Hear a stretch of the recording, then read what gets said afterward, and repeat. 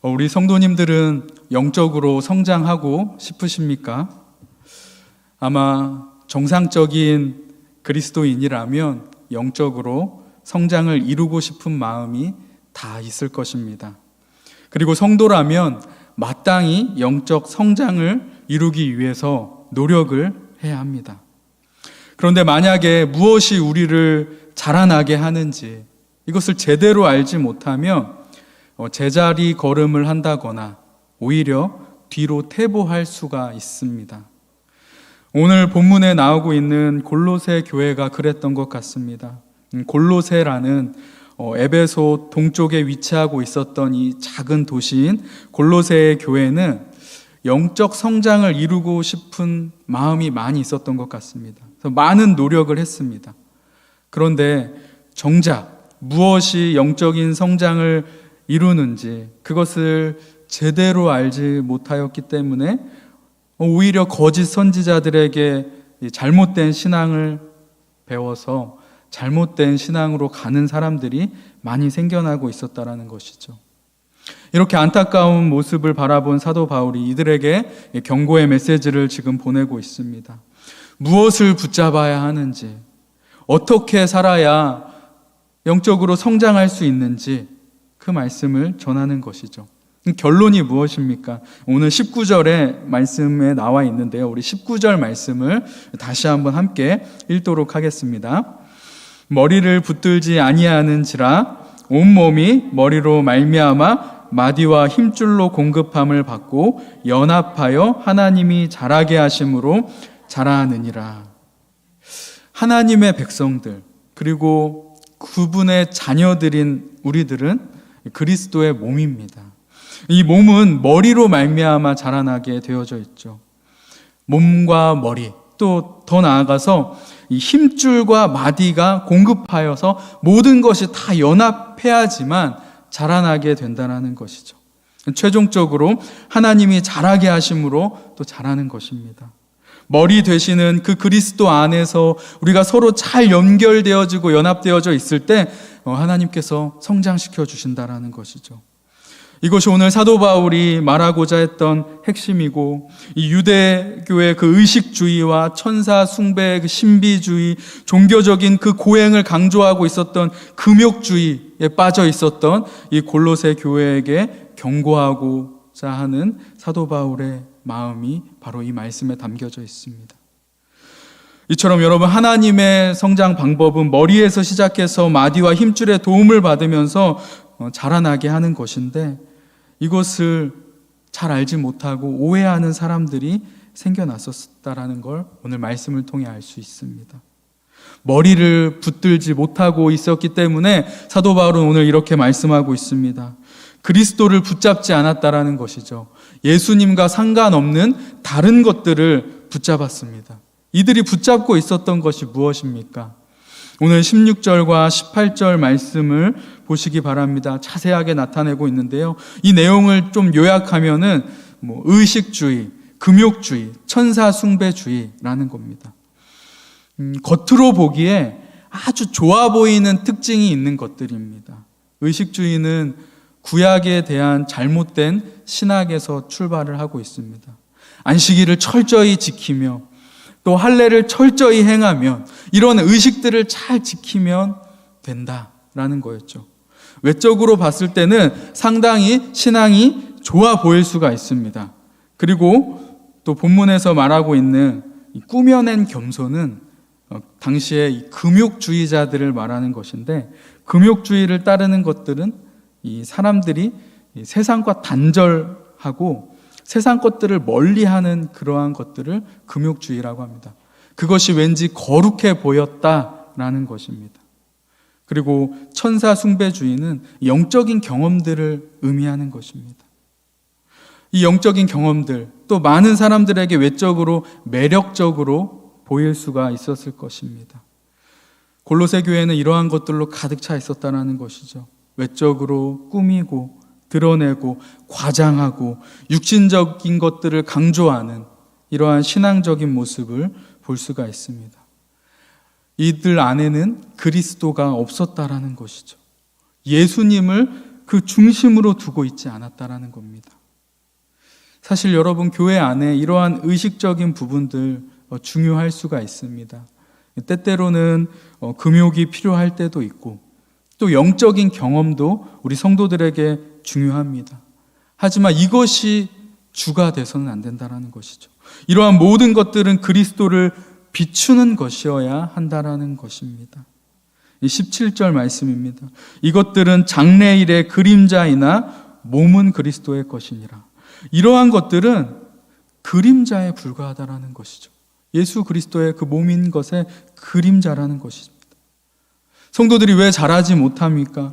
왜 많은 시간 동안 이것도 해보고 저것도 하고 노력을 했는데 왜 영적인 성장을 이루지 못하는 것일까요? 왜 여전히 세상의 유혹에 넘어지고 하나님과 친밀한 관계를 이루지 못하고 하나님의 나라를 얻었음에도 불구하고 부요하고 풍성한 삶을 왜 살지 못하는 것일까요? 머리를 붙들지 않고 계속해서 육신적인 것을 붙잡고 육신적인 생각을 하고 살아가기 때문입니다. 헛된 과장들, 그 표현들, 헛된 것들을 목적을 두고 자신의 눈에 보이는 것만 의지하고 살아가기 때문입니다. 이렇게 육신의 생각만을 가지고 살아가는 성도들의 모습 어떻습니까? 듣기 좋은 말만 들으려고 한다는 것이죠. 자신들의 감정과 욕구를 변화시키지 않고 그것을 계속 따라가는 것입니다. 말씀을 들을 때에도 나에게 나의 삶에 적용하고 실천하는 것이 아니라 지식적인 것에만, 정보에만 집중한다라는 것입니다. 하나님에 대해서도 또 다른 사람들에 대해서도 별로 관심을 갖지 않습니다. 오직 자기 자신에게 내가 어떻게 해야만 더 복을 받고 잘 살게 될까? 내 능력이 더 어떻게 하면 좋아질까? 이런 것에만 집착할 뿐입니다. 이러한 데 관심을 갖고 하는 성경 공부들 백날 해도 변하지 않습니다. 육체의 마음만 쫓으려고 하니까 그리스도가 안중에도 없다라는 것입니다. 말씀을 실천하려고 노력조차 하지 않고 성경 공부를 하고 나눔을 하더라도 전부 세상적인 이야기만 할 때가 많이 있습니다. 정보 교환만 하는 것이죠. 수다가 즐거움이 되는 것입니다. 신학적인 이야기를 해도 내가 얼마나 많은 것을 알고 있는지 이러한 것을 내세우려고 하는 것만이 가득 차 있게 된다는 것이죠. 주님을 기쁘시게 해야 하는데 주님께서 원하시는 계획과 뜻이 무엇인가 그것에 관심을 갖지 못한다는 것이죠.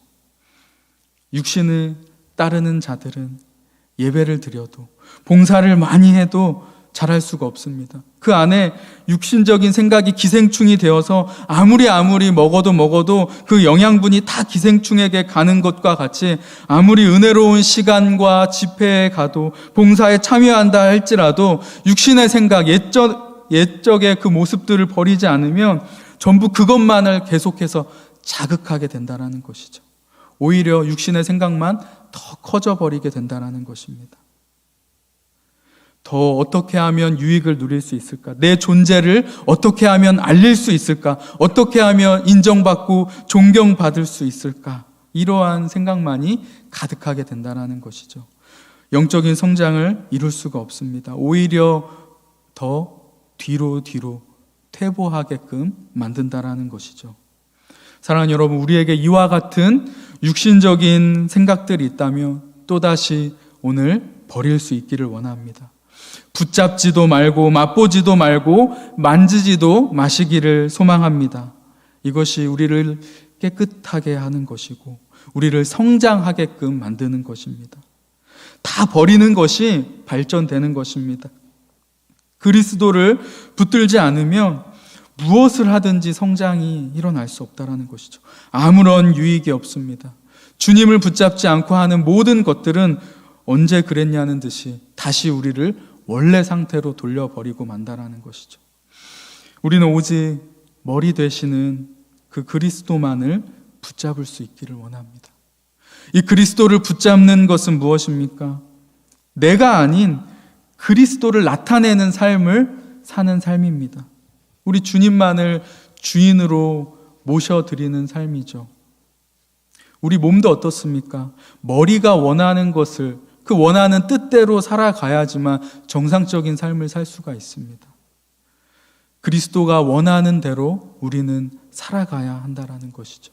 그것이 바로 그리스도를 붙잡는 삶입니다. 그러할 때 하나님께서 우리를 자라게 하십니다. 그리고 한 가지 더 필요한 것이 있다면 마디와 힘줄로 공급함을 얻어서 연합하여야 한다라는 것입니다. 잠언 27장 17절 말씀에 철이 철을 날카롭게 하는 것 같이 사람이 그의 친구의 얼굴을 빛나게 하느니라 라고 말씀합니다. 사람이 사람을 빛나게 한다는 것입니다. 함께 할 때 더 아름다워지고 성장할 수 있게 된다는 것이죠. 나만의 방식 계속해서 고집하고 나만 드러내야 되고 나만 인정받아야 한다는 그러한 마음들 있다면 잘할 수가 없습니다. 마디와 힘줄의 그러한 공급들을 다 무시해 버린다면 잘할 수가 없다는 것이죠. 혼자서는 잘하지 못합니다. 여러분, 그 마디와 힘줄, 그것은 멀리 있지 않습니다. 우리 섬기는 교회가, 만나는 성도들이 마디이고 힘줄인 것이죠. 몸은 이 뼈와 살만으로 이루어져 있지 않죠. 부분 부분을 지탱하는 그런 마디, 또 힘줄에 의해서 당겨지고 늘려지면서 자라나게 됩니다. 우리는 서로에게 이러한 지체가 될 수도 있고 힘줄이 될 수도 있고 마디가 될 수도 있습니다. 이 성도들 간에 원활한 상호작용이 있을 때 서로 우리는 자라나게 되는 것입니다. 이러한 원리를 오늘 우리 이 말씀을 통해서 배우게 됩니다. 말씀을 정리하도록 하겠습니다. 우리가 그리스도를 붙잡을 때만 자라날 수 있게 되는 것입니다. 이 본질을 꼭 붙잡을 수 있기를 원합니다. 다른 것을 쫓아서 신앙생활을 하다 보면 잘할 수가 없어요. 아무리 신앙의 연수가 쌓여간다 할지라도 잘하지 못하는 것입니다. 영적인 부모이신 하나님께서 그 잘하지 못하는 우리의 모습을 볼 때 얼마나 슬프고 괴로우시겠습니까? 탄식할 수밖에 없습니다. 여러분, 머리 되시는 우리 주님만 붙들고 그분만을 위해서, 그 뜻을 위해서 살아갈 수 있기를 소망합니다. 그리고 이 마디인 또 힘줄인 우리 모두가 서로 더욱 연합하기를 힘쓰기를 소망합니다.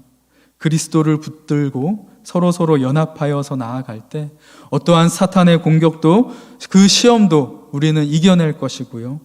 또 계속해서 정말 하나가 될 때 우리 삶 가운데 더욱더 풍성한 은혜가 넘치게 될 것이라고 믿습니다. 오직 여러분 주님만 자랑하시고 또 주님만으로 기뻐하실 수 있는 저와 여러분 모두가 되어서 하나님께 큰 영광을 나타낼 수 있기를 예수님의 이름으로 축복을 드립니다.